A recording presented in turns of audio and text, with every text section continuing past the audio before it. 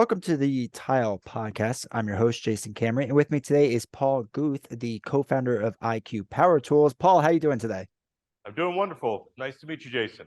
Of course, yeah, it's great to meet you too. And I'm really excited to talk to you because you have a wonderful shop right there behind you. Excited to go through the virtual visitor thing that you have going on. But first, if you don't mind, talk a little bit about IQ Powertools and a little bit about yourself. Yeah, so I'm Paul Guth. I'm the co-founder of IQ Powertools. IQ Powertools really evolved out of our construction companies. I was actually a general contractor, a mason by trade. I did quite a bit of tile work myself, back in the day, as they say. And so I kind of evolved, out of working with my hands. And then about 20 years ago, we started implementing and building some of our own tools, some of the things you see behind us here for our masonry job sites, because we needed them. And that really kind of just evolved as we refined and perfected, some of our technology and brought it into some different industries, for example, tile. And now we have tile cutting machines. And the whole crux of it is we dry cut concrete materials, masonry materials, tile materials dry. So there's no water. So we eliminate the water. So that creates a lot of challenges in the design. We eliminate the water, but we integrate a dust collection system. And that's kind of our formula that we've been practicing for 20 plus years.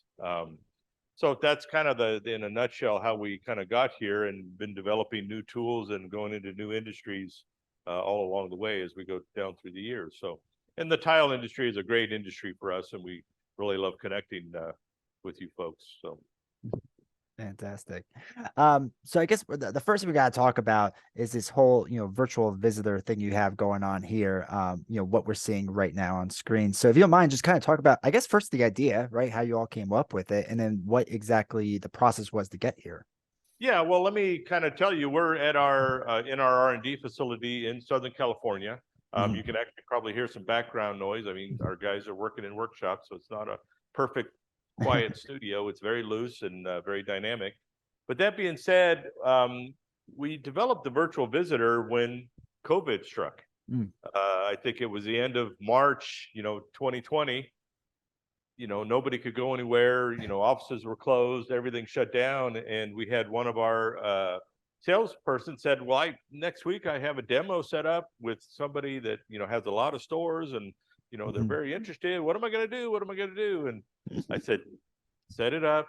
Make sure they have access to Zoom. We'll figure out something." And that's really was the beginning of the virtual visitor. And we can shoot over to the other camera here so you can see what we're talking on. So, I see you here, Jason. This is the camera that we're using. We have multiple cameras that we can use if we want to focus in on something.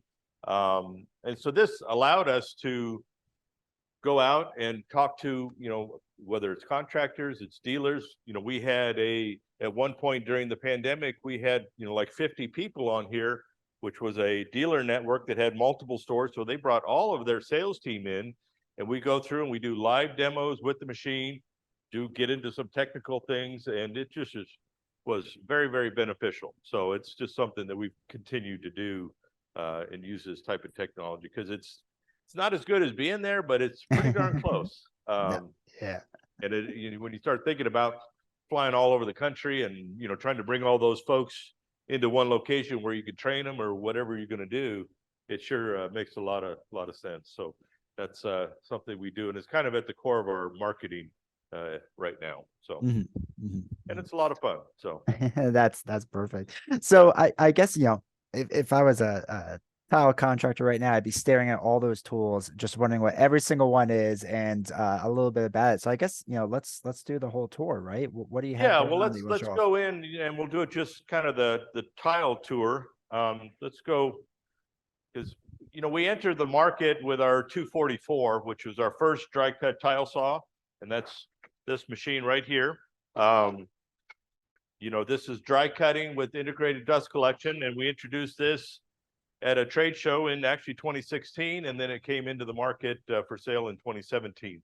So that was the first machine. Then in 2020, we introduced the benchtop tile saw. So this allows you to cut, like 18-inch tiles. you know, the dust collection goes down inside the machine, but they're all pretty much run on the same premise. They have cyclones inside to do your filtering, and then you have a tray that captures your dust. So that's your cleanup at the end of the day. So, and that's pretty much all the machines kind of run on that kind of same premise with cyclones, and then they have a filter, and then you have a dust tray to capture the dust. So, so that's kind of our tile machines. We also have our dust extraction vacuum that we've introduced a couple of years ago, and that's just really a standalone vacuum for your grinding, floor prep, you know, those types of things as well. So, and then we have our other masonry tools, you know, for the hardscape industry, masonry industry, for cutting pavers and those types of things. So that kind of brings us to what is new for the tile industry, and that is the IQ 252 here. If we've been in the tile industry, you know, very many years, we've seen, you know, tile went from 12 by 12 to 18 by 18, 24 by 24, and now it's, I don't know where it's going. Bigger than us. But yeah, 48 inches is not an unusual tile. And so the previous model, the 244, was, you know, kind of maxed out at 24 inches. We have an extension table that allowed you to cut the longer planks, but it's not, you know, that was just kind of an impromptu, you know, to make the tool a little bit more versatile. But if you're cutting a lot of 48-inch plus material, then you need a longer, and a lot of people are turning to the rail or bridge type saws. And so that's what we've developed here, is our bridge saw. Talk about a little bit about the technology on how the bridge saw works. Bring this camera over here so you can get kind of a close-up. How's that shot? That okay. So as you can see, there's a vacuum module underneath, but then there's this slot that travels right underneath the blade, and that's key to capturing your dust. You need to be very close to where the dust is being generated. So we're capturing dust down below here, and then the upper guard is capturing the dust over above. So it's really 360 degrees of dust capture. So, and then you have our dust module down below that is utilizing the similar type of a dust tray to capture the dust. So, and that's a real proven technology that we've had out for many years. So that's kind of how the system works, but it also allows the, you know, full functionality of a rail saw. Put this back in. You can do your full 45 bevel cuts. And that's, you know, works typically just the same way the other machines are working. A little bit sticky here. What's that? Oh. Go. This is a prototype, so these are just some of the things that we're working on, but there we go. So now you can put it on a 45 or whatever degree and make those, you know, cuts just like you would with a regular rail or bridge saw. So that we have that functionality. One of the things we also looked at very closely is the portability of these machines, because we found they're very awkward. So we spend a lot of time thinking about how we want to transport the machines, and I'll show you how it collapses and transports. Okay. That drops.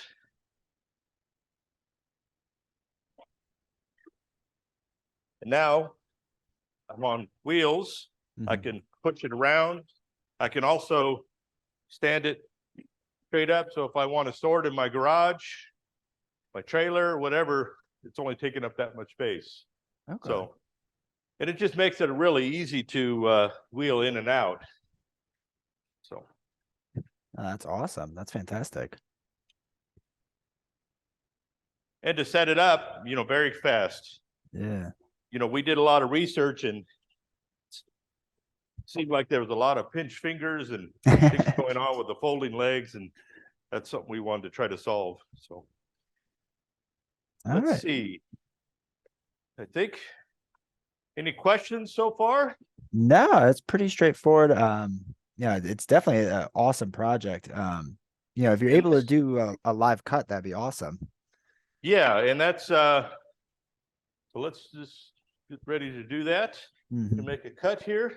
So I've got like here's a 48-inch, porcelain plank. Hmm. Um, Something we do here a lot is cut a lot of different materials. As you can see over on this bench here, we really set it up to cut the 2cm material, that big thick porcelain, because Hmm. that's getting big as well. And then, these are common sizes you find at your tile store. So, No. all right, let's go ahead and make a cut.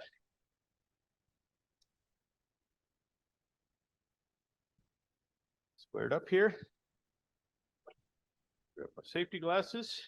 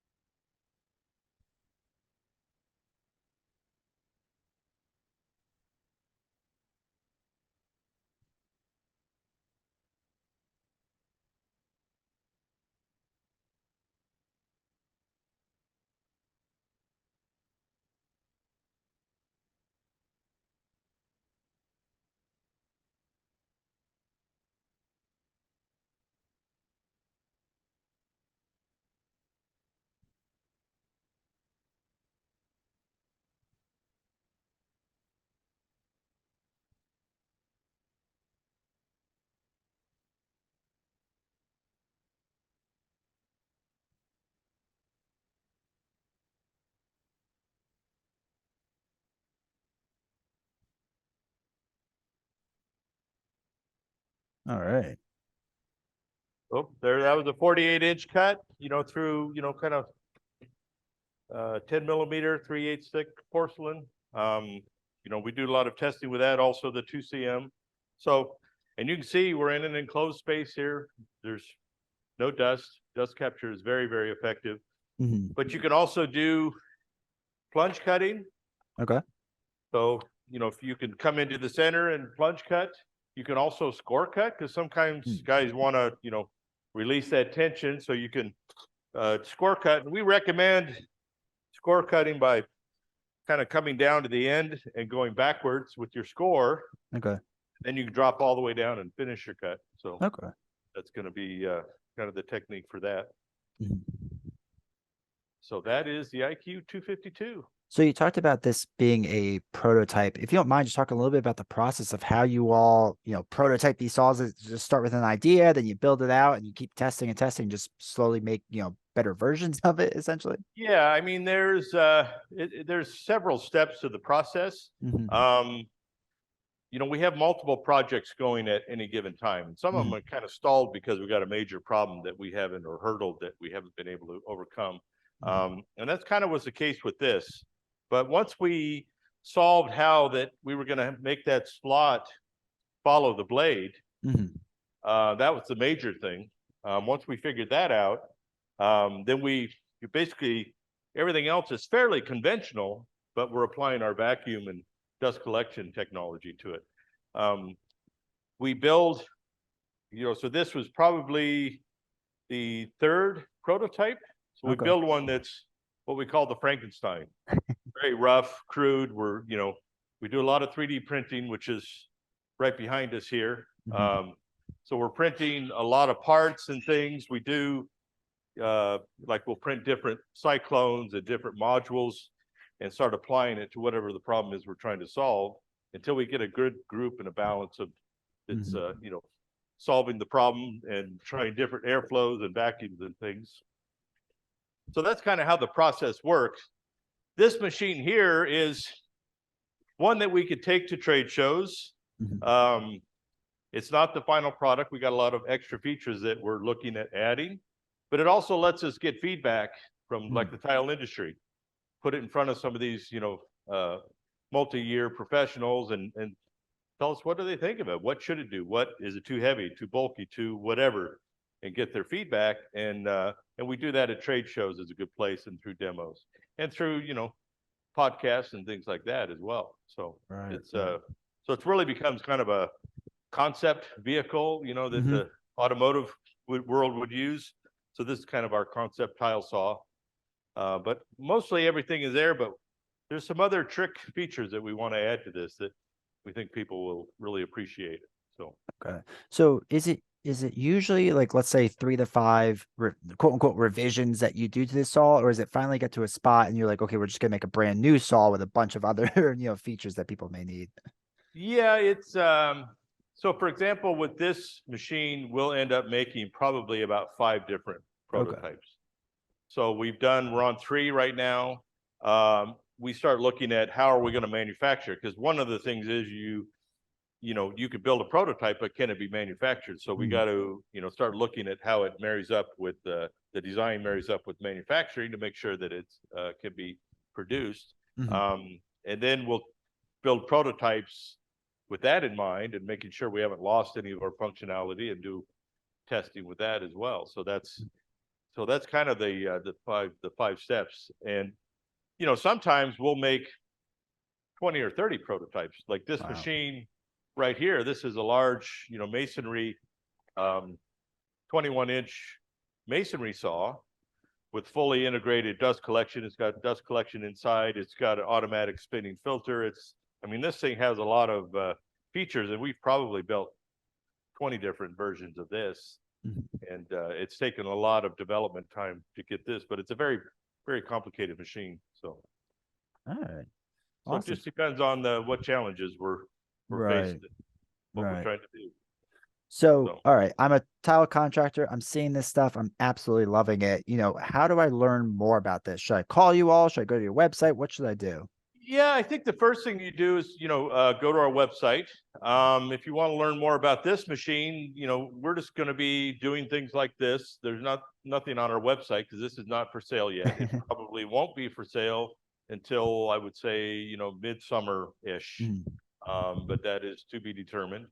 Um, but I would go first, if you don't know who IQ is, go to our website, learn who we are, and talk to your friends in the industry. Go on Facebook, Instagram, all those social media channels, and see what people are saying about the 244 and the other machines, and give it a shot. And a lot of times we have dealers that have machines set up. So let's say you're thinking about it and you got some tile and you take it in there and make some test cuts. mhm. Prove it to yourself if it's something that works for you. That's what we encourage people to do, because it is a different, it's a different way of doing it. Right. Dry cutting is very effective because you eliminate the water. Now you put the saw, right where you're working. That's the big advantage. So it saves you a lot of money. Mhm. Um, but there's a few things like glass. We don't cut glass well. So there's some challenges with dry cutting of glass. So, you just have to educate yourself and make sure it's the right fit for you. And if it is, man, it can make you a lot of money, because it makes you a lot more efficient, or your Mhm. crew's more efficient in installing tiles. So All right. So let's say, I'm coming to surfaces, in Vegas, and I want to see that saw. Can I see you all there? Where do I see you? yeah, absolutely. We're going to be at Surfaces, or the TISE TISE show in Las Vegas this coming. I think it's the end of January. We will be there. This machine will be there. We will be making cuts live in the booth with this machine and our other machines, so you can see them, operating live, which is very important. And our booth number, I think, is 5355 is the booth number. So, and again, that's the end of January. So that's a great place to come and, kind of, as they say, kick the tires on things. And we love talking to people in the tile industry, because this is, like I was saying, a new machine. We want to get your viewpoint on it, your impressions, what you like, what you don't like. And so you can help us in really tweak the design and make it resonate with you guys out there to solve your problems. So that's very important. So please show up at Surfaces, and we'd love to meet you.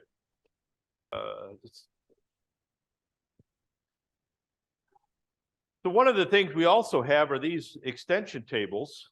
So these are very, very simply just clip onto the side. And so depending on what you're cutting, let's say you're cutting a long piece and you want to give it some more support. Maybe you're cutting a long piece that's on a 45.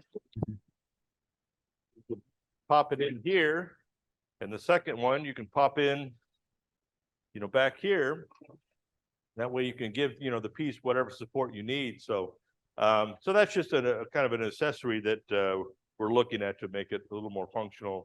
And it's super simple. So that's one of the things we like is make it durable, simple, and people will use it. All right. Fantastic. Well, Paul, thank you so much for taking the time to do this and showing us around. I really appreciate it.